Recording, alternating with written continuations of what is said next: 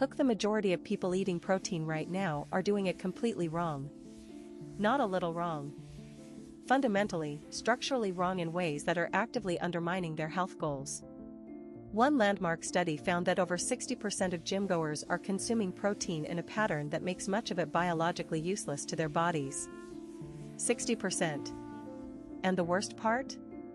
Most of them are following advice from sources they completely trust.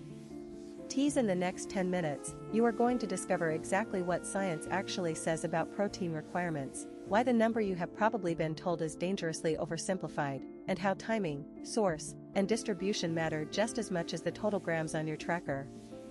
We will also get into the one counterintuitive finding that top sports dietitians rarely discuss openly, because it challenges the entire high-protein supplement industry from its foundation. Stay with us, because this one is going to change how you eat. Background protein has been a subject of scientific fascination for nearly 2 centuries. The word itself comes from the Greek word proteos, meaning of primary importance, and that name was given for good reason. Protein is involved in virtually every biological process your body runs. It builds and repairs tissue, manufactures enzymes and hormones, transports oxygen through your blood, supports immune function, and serves as a structural material for muscles, skin, hair, and bones. For most of the 20th century, nutrition science focused primarily on preventing deficiency. The recommended dietary allowance, or RDA, for protein was set at 0.8 grams per kilogram of body weight per day. That number was designed as a minimum threshold to prevent muscle wasting in sedentary adults, not as an optimization target for active people. Yet that figure became the default answer handed out by doctors, dietitians, and nutritionists for decades, often without proper context. The fitness industry went in the opposite direction. By the 1980s and 1990s, bodybuilding culture had taken hold, and protein consumption became almost a competitive sport. 1 gram per pound of body weight became the unquestioned gospel. Supplement companies thrived. Protein shakes, bars, and powders flooded the market. And somewhere between 0.8 grams per kilogram and the bodybuilding extreme, the truth got completely buried. Main content. So what does the actual science say? Let us start with the foundational research. A comprehensive meta-analysis published in the British Journal of Sports Medicine analyzed data from 49 studies covering over 1,800 participants. The conclusion was clear. Protein supplementation significantly increased muscle mass and strength gains during resistance training, but only up to a certain threshold. That threshold? Approximately 1.62 grams of protein per kilogram of body weight per day. Beyond that point, additional protein provided no meaningful additional benefit. That is a critical number.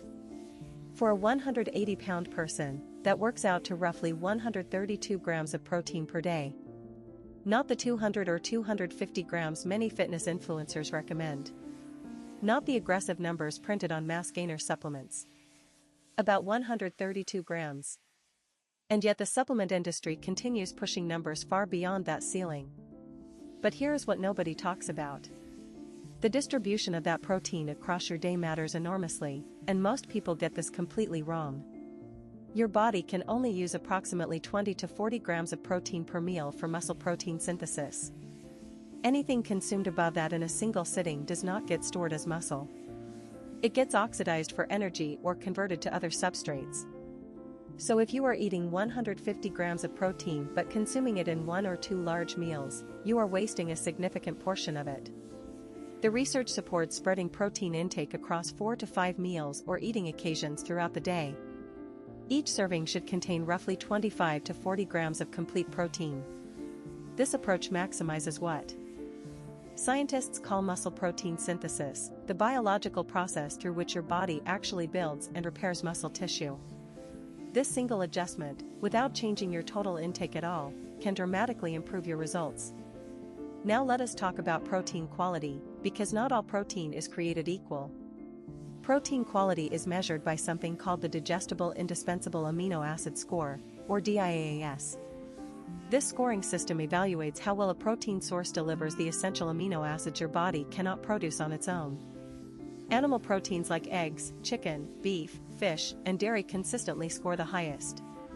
Eggs in particular score above 1.0, meaning they deliver more than enough of every essential amino acid your body needs. Plant proteins are more variable. Soy protein scores reasonably well and is considered a complete protein. Rice and pea protein individually have gaps, but when combined, they complement each other to form a complete amino acid profile.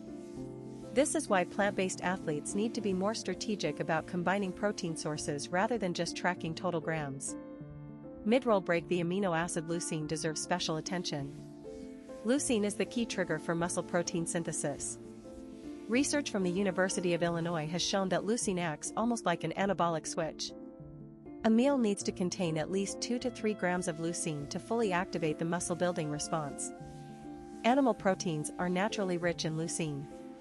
Many plant proteins require larger servings to hit that threshold, which is one reason plant-based athletes may need slightly higher total protein intake to achieve equivalent muscle-building results. Deep dive: let us go deeper into the age factor, because protein needs are not static across your lifetime. In younger adults, the muscle-building response to protein is robust and efficient. But research published in the Journal of Nutrition shows that as we age, muscle tissue becomes less sensitive to the anabolic effects of amino acids. This phenomenon is called anabolic resistance. The practical implication is significant. Older adults, particularly those over 60, may need closer to 1.8 to 2.0 grams of protein per kilogram of body weight to achieve the same muscle-building response that younger adults get from lower amounts. For older adults, higher protein intake combined with resistance exercise is one of the most powerful tools available to prevent sarcopenia, which is the age-related loss of muscle mass that dramatically affects quality of life. There is also the question of protein and weight management.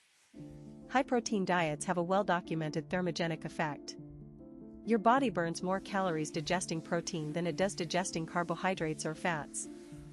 This is called the thermic effect of food.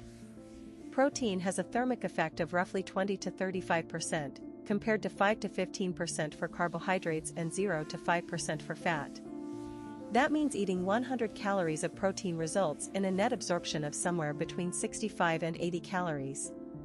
That difference adds up meaningfully over days and weeks. Analysis: protein also has a powerful effect on satiety hormones.